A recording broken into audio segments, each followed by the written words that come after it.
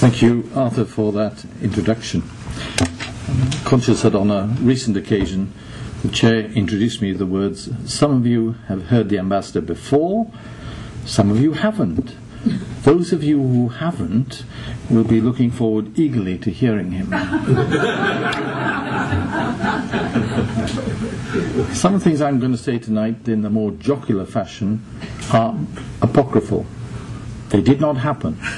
You do not need to worry about them. Okay? Because sometimes people say, "Didn't they really say that to you?" I'd like to thank the Foreign Policy Association for inviting me to address you tonight on the subject of the United Nations. And let me begin by paying tribute to the FPA. You fulfill a vital role in reaching out to the American public to stimulate informed debate on global affairs, and in doing so you help to promote a balanced understanding of the United Nations and the challenges which it faces. And for me it's a particular pleasure to be introduced by someone who I met in my first week actually in the city. I was advised that of those who approached me, the one I should give particular priority to by all my predecessors that I spoke to was Arthur Ross, and can I salute your contributing and the contributions you continue to make to public life in New York. Today I want to talk about the reform of the United Nations and to suggest how that reform can be taken forward.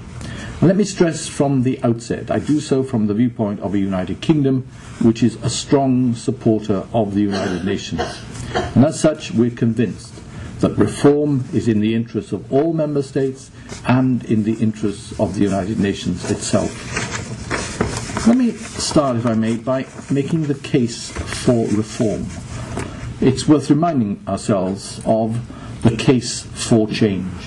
The world in 2006 has changed beyond recognition from the world of 1946 when the UN was founded. The pace of change, if anything, is accelerating. In recent years, political change, not least at the end of the Cold War, has seen new countries, new democracies emerge, values which the United Kingdom and its friends have always held dear, such as respect for human rights, democratic accountability, transparent government, they've come to the fore. And in parallel with that political revolution, we've witnessed a technological transformation. Advances in technology over the past decades have been extraordinary. Barriers of distance and time have virtually disappeared. Opportunities for millions of people around the world, for example, graphically in China and India, have been opened up through global trade, financial liberalization, and enlightened development policies.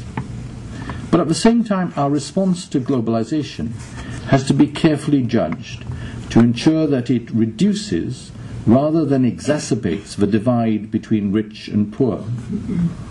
There are environmental impacts too. The ever-increasing demand for natural resources has a profound effect on our environment and our climate, among the most pressing long-term challenges which we face. So change is constant, and so is the need to adapt to change if we are to reap its benefits. The United Nations, the world's one universal organization, is no exception. If it remains static, its relevance will fade, and for me the case for change is clear and it's pressing. Now, if I may, let me set out in more detail what I mean by reform of the United Nations. 60 years after its foundation, the UN is no longer an organization that simply services conferences and meetings. It has evolved into a global organization, but among other things tonight has 85,000 peacekeepers deployed in 15 peacekeeping operations around the world at a cost in excess of $5 billion each year. Of a civilian staff of 30,000, more than half of those work in the field, not only in peacekeeping operations, but in political missions in countries such as Afghanistan and Iraq. They're engaged in vital tasks such as humanitarian assistance, human rights monitoring, electoral assistance, and so on. The demands on the United Nations are enormous. The challenge for the organization and its member states is to ensure that we can meet these and future demands rapidly, effectively, and efficiently. And that will require further continuing reform. For me, there are four essential elements to that reform. First, to update and strengthen the United Nations management culture. Secretary General Kofi Annan has been the architect of several reform efforts in 1997, 2000, 2002. But as he himself admitted last year, and I quote, "Many of these efforts addressed the symptoms and not the causes of our underlying weaknesses. They were not sufficiently comprehensive and strategic to meet the demands of an era of such rapid change. In several key areas, the operating model has not changed significantly since the 1970s, unquote. And I'll come back to that aspect. Second, reform of the United Nations agencies, what you might call service delivery. The UN is central to achieving what we call the Millennium Development Goals, crucial for most of the developing world. But we're currently drastically off track. Now that the resources are being made available, a partnership between developed and developing countries established, the emphasis now has to be on the achievement of those goals. The UN aggregate contribution has to be focused and coherent. Today tends to be fragmented. I'll give you an example. In Ethiopia today there are 23 UN agencies working. There are 14 UN agencies concerned with water. Now, water and sanitation are important, but you don't need 14 agencies. The mandates of a myriad of UN agencies and their activities at country level are often overlapping. They're characterized by duplication and competition for scarce resources. The result is often to increase rather than to alleviate the burden on developing countries, and to waste precious resources that should be targeted squarely at the implementation of the MDGs. Now, the United Kingdom strongly backed the request made by the leaders in the summit in September to Kofi Annan to bring forward proposals for a further reform of the operational architecture of the United Nations. That is, how we deliver service out there. The establishment of a high-level panel to make such recommendations is very welcome. That panel includes the British Chancellor of the Exchequer, Gordon Brown, and they're due to submit recommendations this autumn. These should ensure, I hope, a more coherent, effective United Nations presence at country level and a clearer, more rational structure and business practice at the headquarters level. Put simply, development requires more coherence, greater efficiency in at least three ways. Firstly, at the country level, the international effort needs to be better focused, less duplicative, and coordinated on the basis of the policies of the government of that country. We can't afford competition out there to try and disperse resources which are very scarce. Secondly, the contribution of individual United Nations agencies should reflect that strategy. That means each should contribute where it can best add value according to decisions made by its own governing board. But that means that when the UNICEF or UNDP board take decisions, it should be part of a clear, worked-out strategy. And above these levels, this is my third point, there needs to be a greater strategic direction which might encompass the United Nations contributions, that of the international financial institutions, whose disbursements dwarf very substantially the $10 billion or so that the UN system disperses each year, the other multilateral donors, national contributions. All that needs, in a very general sense, to be brought together, because at its heart is the need to address progress in implementing the Millennium Development Goals and the other goals which exist. And that needs to be done in a cooperative spirit maximising the positive outcomes for development. That whole effort, if we're going to liberalise new resources, it has to be dispersed and done effectively. Because this is, in my view, one of the last shots at policy. If we're going to get up to 0.7% of gross national income, public opinion, parliaments are not going to comprehend if in fact those disbursements are not made efficiently and don't produce the impact on the ground that they need to do. Now, reform of that architecture should complement, in my view, reform of the management culture of the United Nations.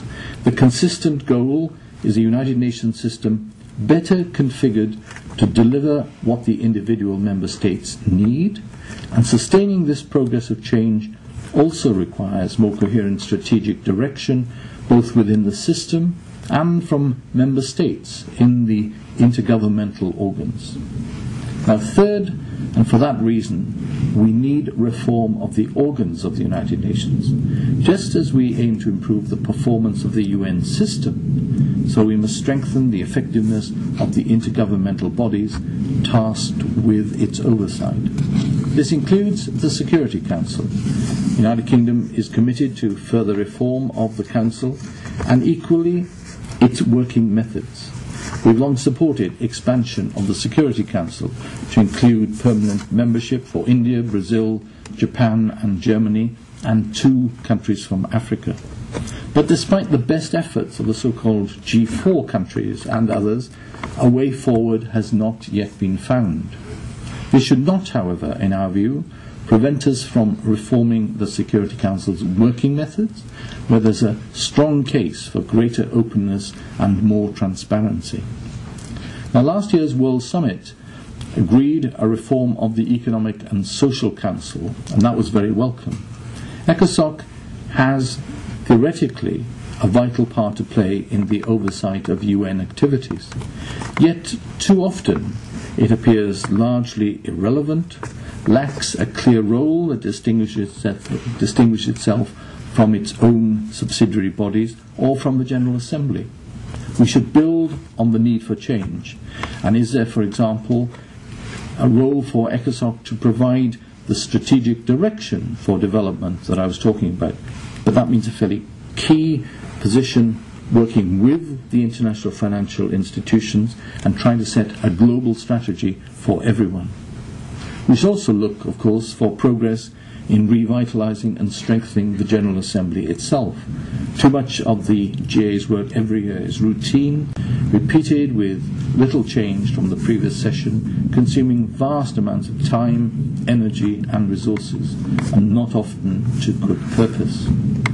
Now, the fourth and final element for me is policy reform. The United Nations needs policies that respond directly to the challenges of the 21st century. Let me give you just a few examples.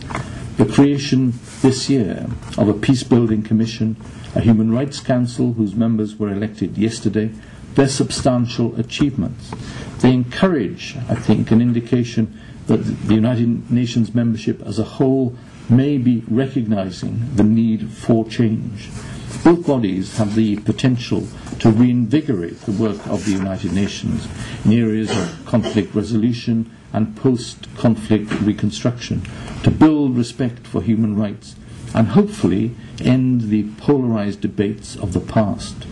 On terrorism, last week Kofi Annan proposed an excellent comprehensive strategy intended to strengthen our shared UN efforts to tackle terrorism.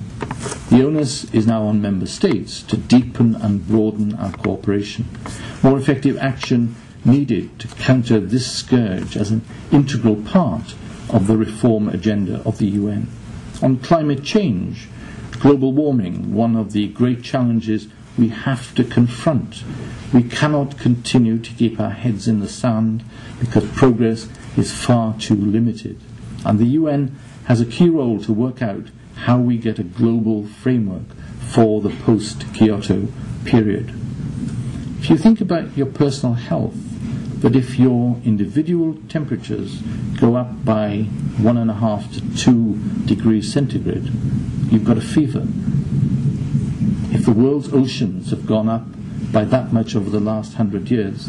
Just think how much heat had to come from somewhere to do that.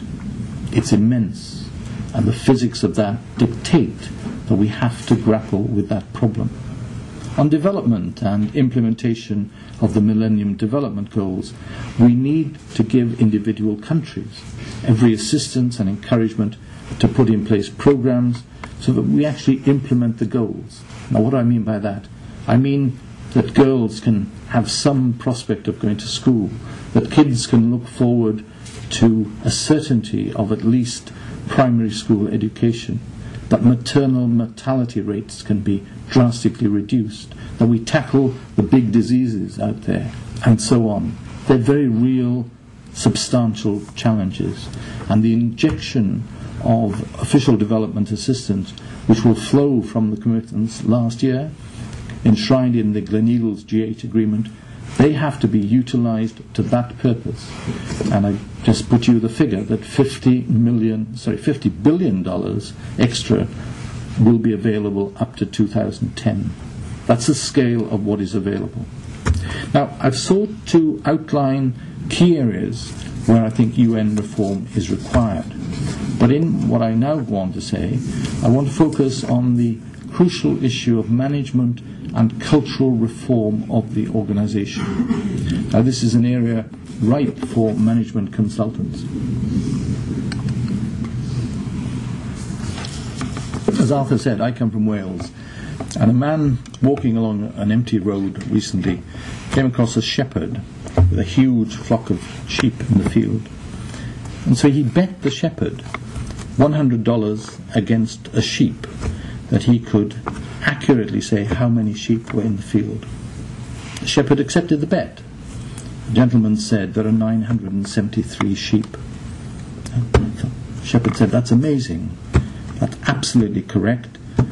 Take the sheep."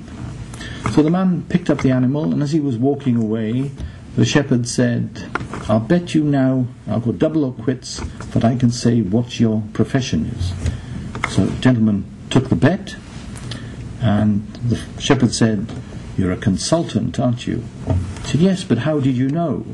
"Well," said the shepherd, "if you put down my dog, I'll tell you."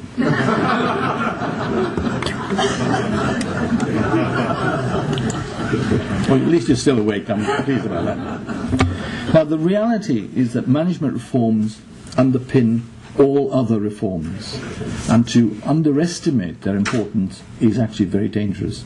As the Secretary-General said in his most recent package of proposals, and I quote, "Failure to carry through reform in any one of these areas can greatly reduce or even nullify the value of reform in all the others," unquote. We share the Secretary-General's view of a United Nations better able to respond quickly to global developments and emergencies and to serve better the people of its member states. As Tony Blair said at the World Summit, and you know I have to, in all my speeches, quote Tony Blair, quote, "The United Nations must come of age," unquote. That means a competent United Nations, able to deliver services in a cost-effective and efficient manner. It should not only produce reports for the consideration of member states, but be a truly active partner, able to deliver peacekeeping services, public information services, humanitarian assistance, and so on. Now, a reformed United Nations does not necessarily mean a smaller UN, nor does it mean a UN automatically operating with a smaller budget. But it is about a smaller strategic centre and a greater focus on field-based activities, making a greater impact. It's also about improving systems and regulations at the centre in order to allow those in the field to focus on effective delivery. The UN must have the necessary IT infrastructure to allow it to move into the 21st century, not only in terms of communication, but also to allow it to take the budgeting process to the next level and ensure that resources are aligned to priorities. Only then will it be better able to assess how member states' money is being spent and whether resources are being allocated in the most effective manner. That applies to corporations, it applies increasingly to government, it must apply to the UN. And a reformed United Nations should mean that its Secretary General has the necessary tools at his disposal to manage the organization as he sees fit. At present, Kofi Annan does not. Let me give you just a few examples. Apart from a small measure of existing flexibility, the Secretary General cannot move even one staff member nor $1 between any of the separate 35 sections of the United Nations regular budget, the running costs of the organization, without seeking the explicit approval from the Fifth Committee of the General Assembly. Similarly, he cannot upgrade or downgrade any of several thousand staff positions. He cannot use the dollar equivalent of a personnel slot for non-personnel related activities. He can't move funds from one peacekeeping mission to another. Just a handful of a whole range of examples which I could quote. And that's no way to run a multi-billion-dollar outfit globally engaged in the 21st century. I doubt whether any individual ambassadors in the General Assembly would allow themselves to be so fettered in the way they run their own missions. Yet they seek to control the Secretary General of the United Nations. So what we need and want is a Secretary General who has clearly defined limited flexibility to interpret the decisions properly taken by member states. At the same time, he has to be accountable. There have recently been too many scandals and allegations involving the United Nations stemming from failures of its management, and those play directly into the hands of those who are content to micromanage the functioning of the organization. So accountable flexibility is what is in order. In terms of its personnel, we want the UN to have a central cadre of staff able to address the needs of the organization, but also a flexible, wider pool of highly mobile staff capable of working in field operations. Staff cannot flourish unless they have a clearly defined career path, supplemented by targeted training to ensure that their skills remain relevant. That's obvious, but it is not the case. So we need the improvements to be accompanied by a workable performance assessment mechanism to ensure appropriate rewards for better performance. We need the best and the brightest within the Secretariat to be able to rise and fulfill their potential. The UN staffer of the future is someone who may have experience gleaned elsewhere, whether in the public, private or voluntary sector, but who is recruited, especially at the most senior levels, on merit and only following a transparent recruitment process. At the moment we lack merit and we certainly lack transparency. In parallel with management reform, what we're pushing for are tangible results from the process of reviewing all the mandates which currently apply to the main organs of the United Nations. What I mean by that are the instructions given to the Secretariat for programs, for work to be carried out, and which have continued largely unchanged for many years. So what we want is a review which actually identifies the lower priority or the duplicative activity. A mandate review is not necessarily in order to cut costs, but it is a long overdue look at whether resources and priorities are aligned and whether those mandates now require to be updated. Now, we know how difficult accepting change can be. Indeed, I sometimes think that we'll need a miracle to effect change within the United Nations. Back in the 70s, Golda Meir, I think it was asked whether Soviet troops would ever leave Central Europe. And she opined at the time that they might do that in two ways. Firstly, there was the natural way.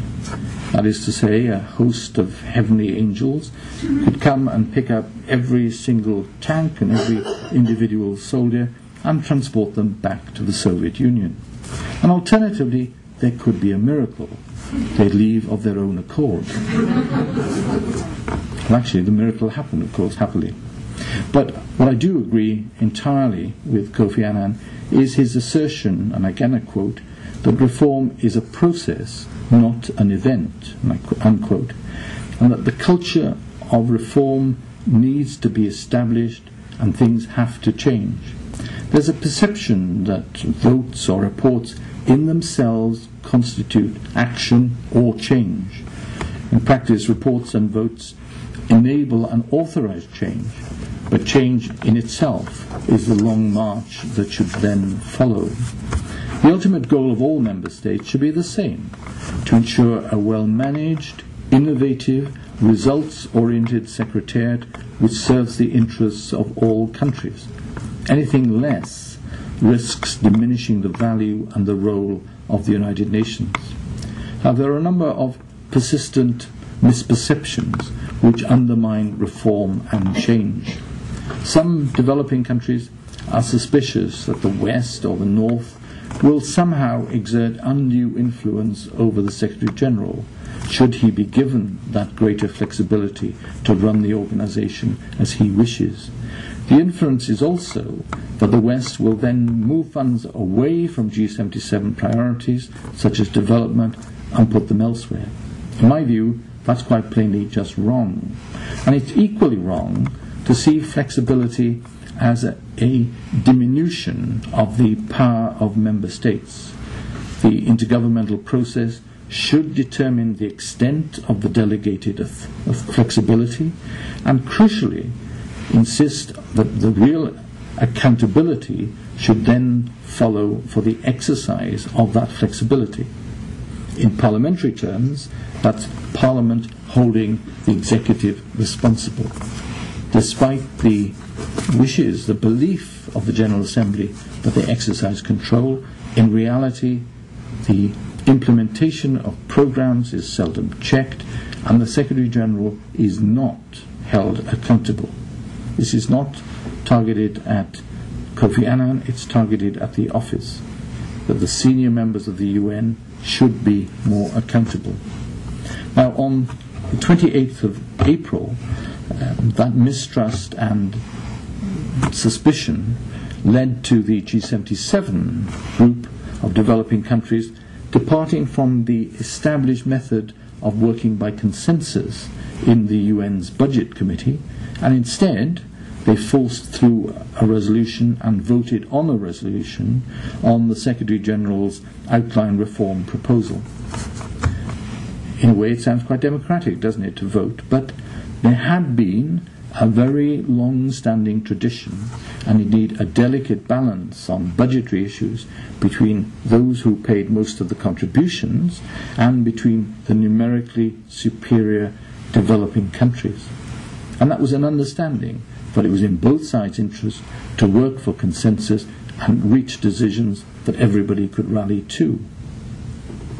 But what happened was that the Secretary-General's proposals were undermined, because before they even had an opportunity to be discussed by the General Assembly, the larger grouping, the 133 G77 countries, decided that they didn't want them, and that was it, voted against them, and forced that vote on Monday through the General Assembly.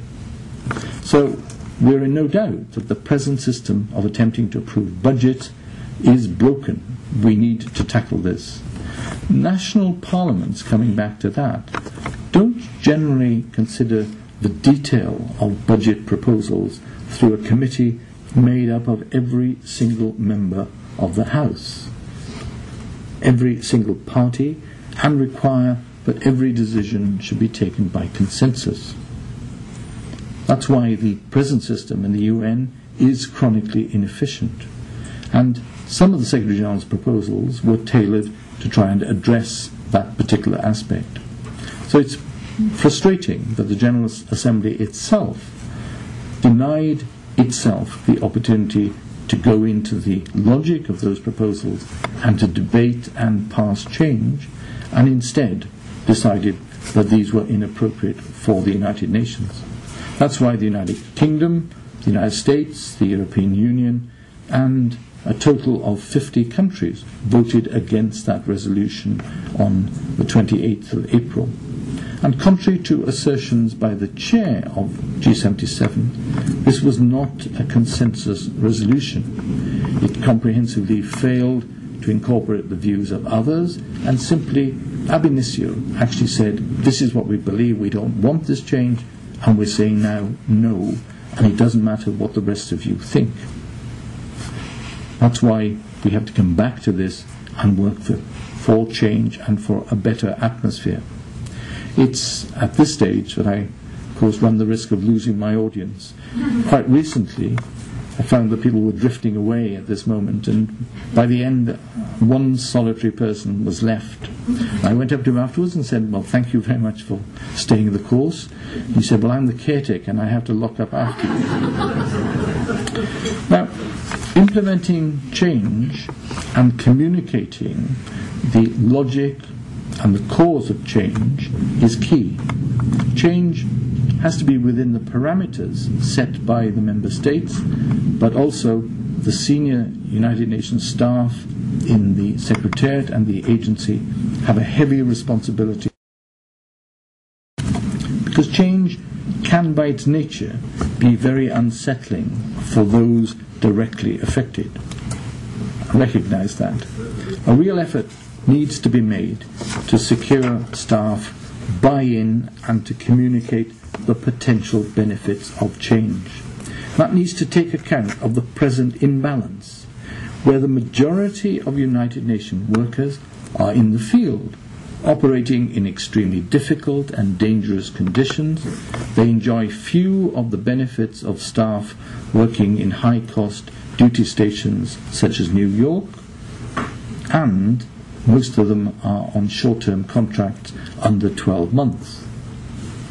It's the New York part who voted against change. They're the ones who passed a resolution condemning the Secretary-General for his proposals. They discounted the interests, of course, of those outside who were going to profit rightly from change. And that's why we support the idea of having a change management office within the United Nations Secretariat. Not only would this work with key leaders to plan and coordinate the implementation of reform, but it would also monitor performance and hold individual heads of department accountable for their delivery, necessary to cascade change through the organisation. So how do we now go forward? I think we need a simple package for the next 2 months, which should have the following elements. Firstly, a clear understanding that the Secretary-General can take forward specific examples for change in areas within his competence. He should not be restrained. Secondly, there should be progress on proposals where we can reach rapid agreement in the next few weeks. That should include management elements, allowing the Secretary-General discretion to move staff and people, to reclassify staff within the organisation to deal with emerging priorities, to strengthen the procurement rules, and some initial consolidation of these range and myriad of mandates which exist out there. Now, it may seem strange, but I have to put out the case in such simple terms for what seems blindingly obvious. But the fact is, as someone once said, inertia can have its own momentum, and that's part of what we face. There's an inbuilt resistance to change. So we need agreement as well on a process by which the other elements, the other proposals, will be considered and taken forward, with a commitment to see that they're discussed rationally and sensible decisions taken. And with that, of course, will have to be a decision that the spending cap of $950 million on this year's allocation for 2006-07's budget, that should be lifted, because the United Nations otherwise will run out of money in mid-June. And that's the crisis which looms. Now, don't worry, I am going to come to an end. And the long-winded British politician, 2 hours into his speech, came to that epic line, "I'm speaking not only to you, but to generations yet unborn." And someone shouted, "If you don't hurry up, they'll soon all be here." Now let me come to my conclusion. After the Iraq crisis 3 years ago, Kofi Annan said that the United Nations was at a fork in the road, that phrase which has reverberated around. Those divisions of Iraq have been largely put behind us. Yet we now find ourselves at a no less critical juncture.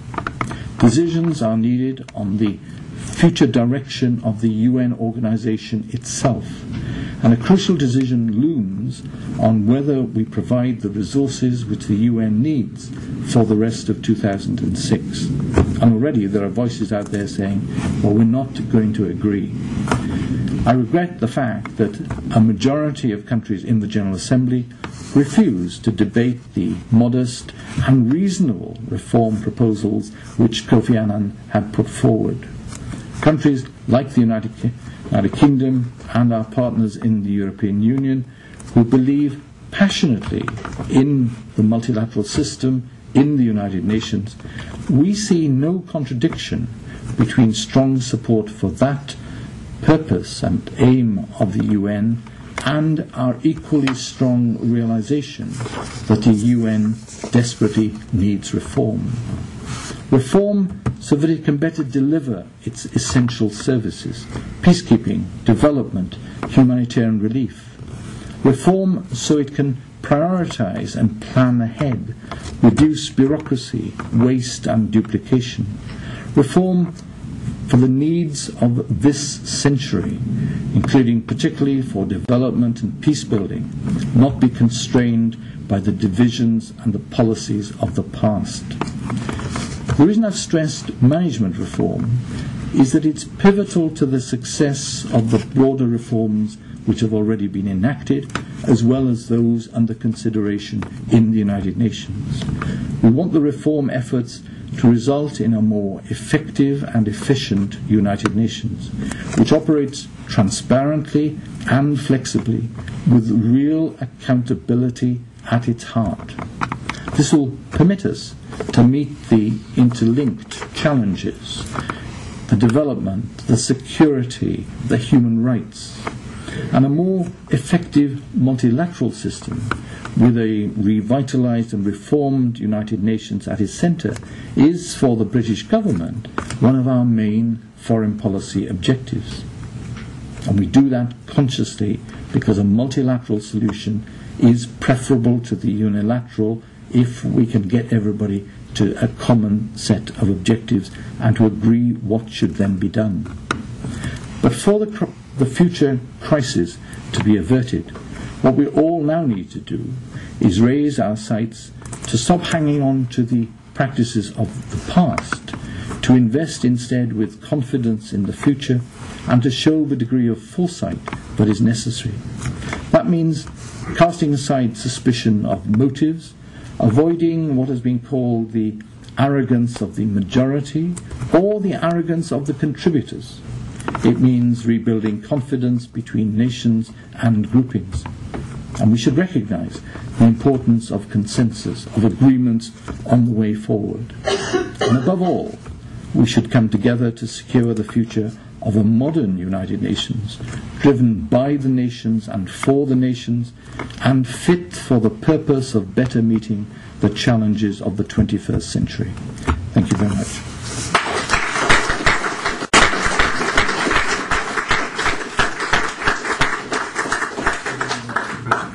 Take a few questions. Well, Ambassador Jones-Parry, thank you very much for those insightful remarks. I'd also like to thank Arthur Ross for endowing this lecture. And the Ambassador has very graciously agreed to take questions, so we'll open it up for questions. Sir? You're a British politician. I understand that Tony Blair has announced that he will not seek another term. what will the succession be of his party, and what about Mr. Cameron and his party? I think the ambassador referred to himself facetiously as a politician. I was talking about other politicians. I have no claim to be a politician. I'm a humble civil servant, and I've served Mrs. Thatcher, John Major, Tony Blair, even Jim Callaghan. So I go back a long way. So the answer to your question is that will be determined by the political process, and I will serve whatever emerges from it. I will simply give you this as an example, though. I went to bed on Thursday night. My foreign minister was Jack Straw. At 6 a.m. I listened to the BBC World Service tell me that a change was afoot. Turned out to be the biggest change since 1962. It appalled me when I was in the office and I said, this is like the night of a long night. None of my colleagues could remember what I meant. But it was 1962 after all. But by, let's think, 6:30 our time on Friday morning, Margaret Beckett was the new Foreign Secretary. At 10 o'clock I happened to need decisions about what was going to happen here on Monday for various meetings connected with Iran, and at 10:30 our time the new Foreign Secretary took that decision, and she was here yesterday and the day before and carried on. We go through what we would call a more rapid transition perhaps than the United States when we go into transition. Maybe I could ask you a question about the United Nations Development Program. We're looking forward at the end of this month to having the UNDP Administrator, Kamal Dervish, address us. And I guess at a time when many donor countries are uncertain about their development strategies, what's your appraisal of the UNDP, and how is it being affected by the current reform effort? Well, I'm not sure that countries are uncertain. If I look at the British performance of the European Union, we've signed up emphatically that by 2015 we will have 0.7% of gross national income spent on official development assistance. The uncertainties which might have been there, the reluctance to spend, has for many of us been replaced by a determination that we really have to do it. So from the view of the donors, what we agreed in the run-up to the summit in September and confirmed in the summit was a commitment that the donors would honour their obligations. What we're saying, of course, is that the recipients have to fulfil their part of the bargain. And that means policies on governance, on tackling corruption, on putting in place democratic institutions, having economic policies which are rational. All those things are part of the bargain. And then we say the money's available to implement these goals.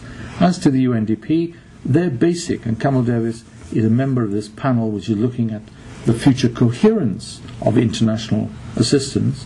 And UNDP, I think, you have to look at in terms of an agency which has gone through a lot of reform, but knows it has to keep reforming, and under now an administrator who is, after all, a senior figure in the World Bank, a Minister of Finance of Turkey who reduced an 80% inflation rate down to about 11%, and it had been 80% for the last 10 years at least.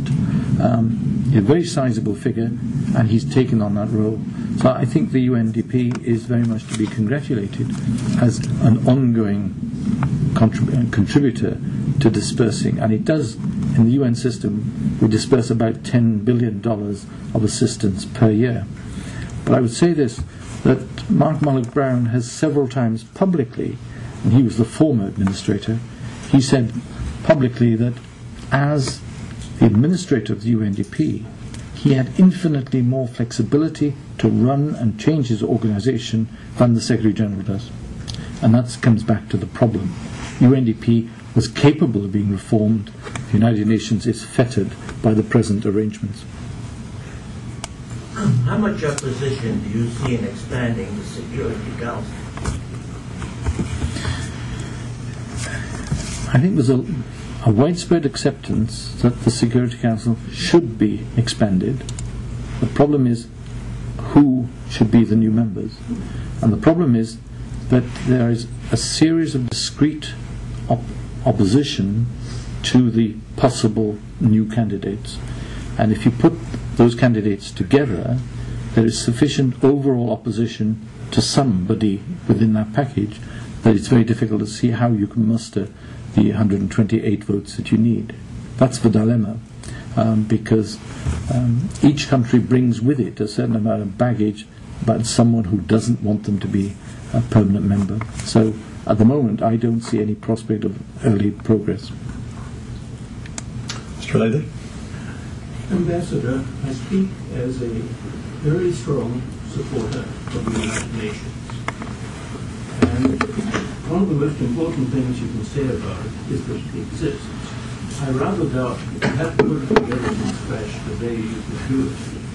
But having said that, I must admit to being something of a cynic and a realist in two aspects. First, it's against human nature to expect the present members of the Security Council with veto power to give up that power.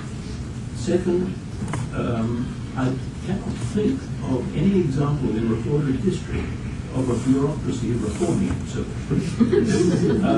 Having said that, I do wish to make a suggestion on which I request your comment, that this whole problem of the disconnect between the spending authority and the responsibility must be addressed, and perhaps it could be addressed by turning the United Nations into more of a federal system, much like there is in America, whereby the responsibilities are regional, but everything's here at headquarters in terms of what you do.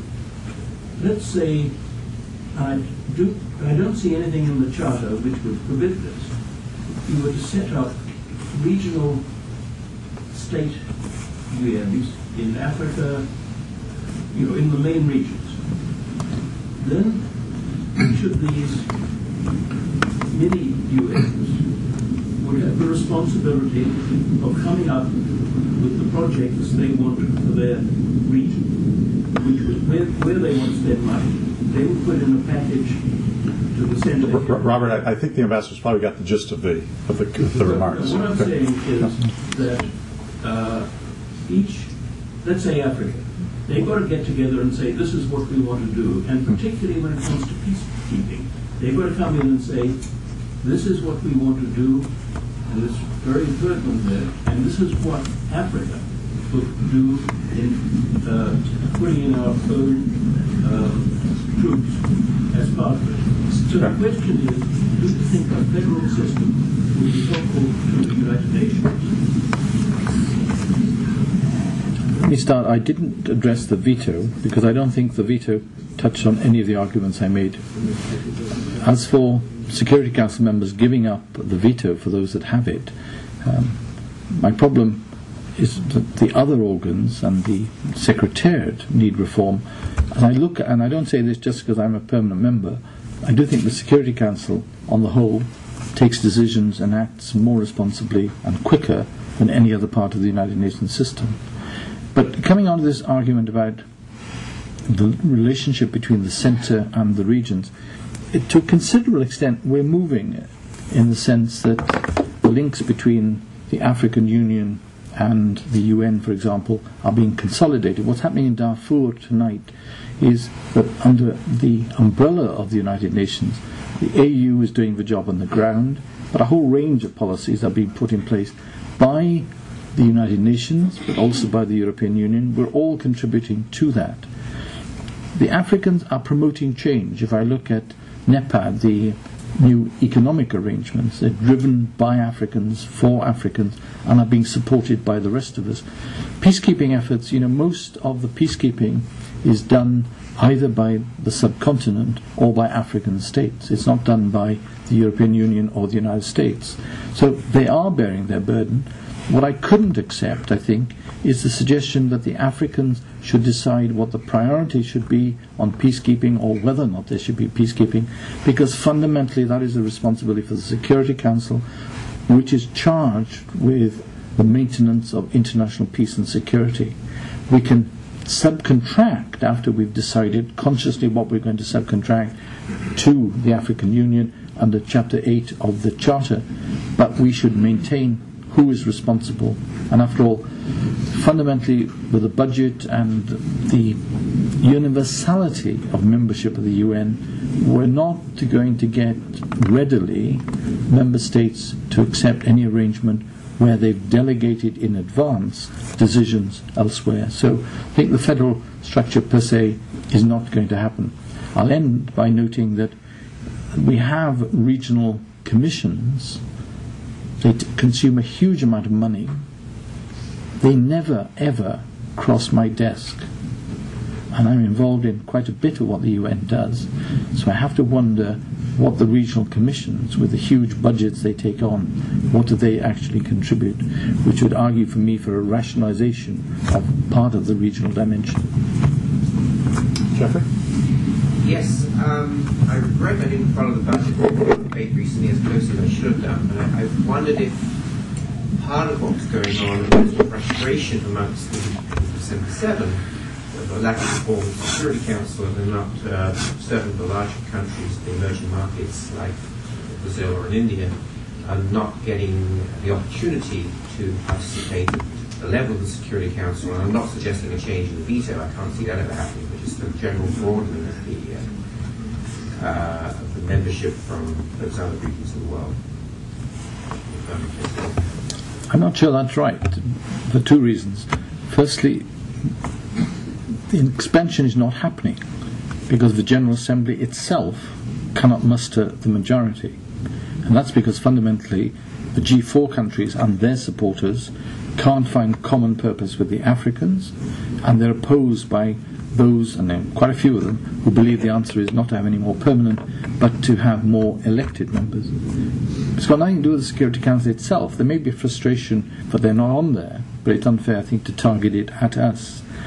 That's part of my reason. But the other reason is the fundamental one. Change which affects the power of individual countries, as they see it, the belief that at the moment they are holding the system accountable. Actually, they hold it to ransom, they don't hold it accountable.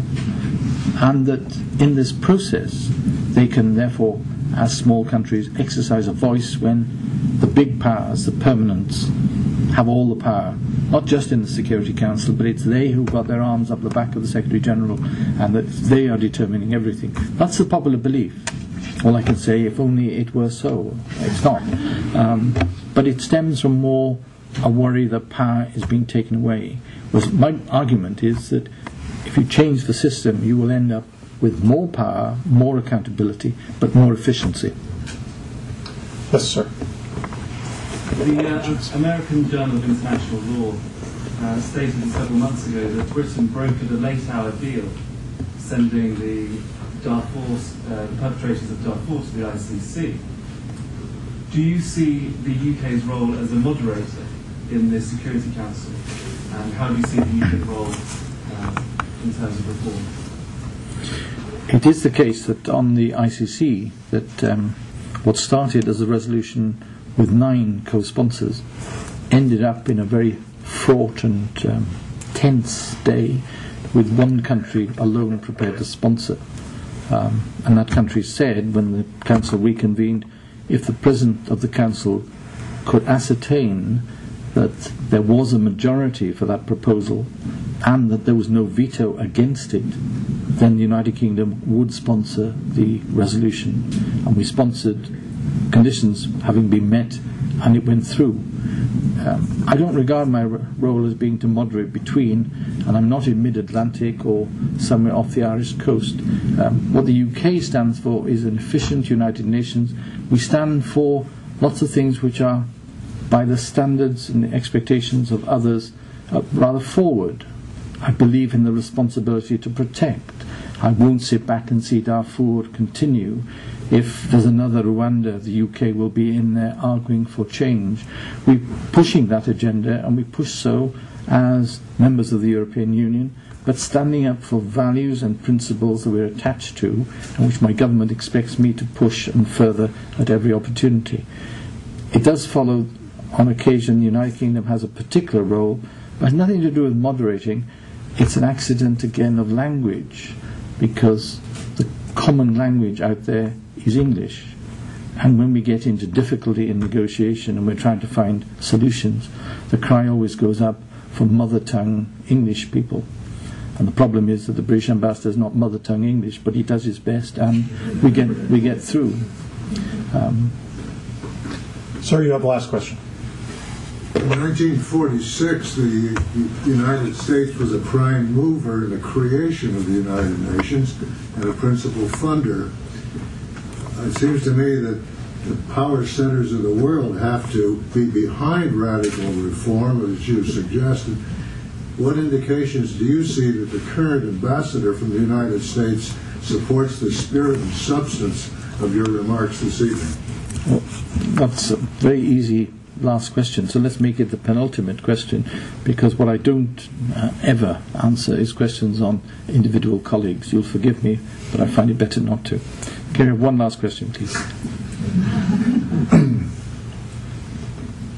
In that case, Ambassador Wiesner, why don't you put a question? Well,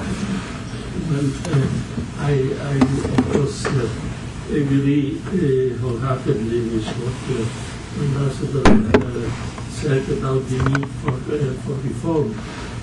The question is how to achieve it. Do you see a movement now that would combine two groups, let's say countries, those who pay for reform, like the United Kingdom, and some perhaps representation of G77 and under perhaps the aegis of Kofi Annan or something, to start a really serious dialogue, because I personally feel there is the need to move forward.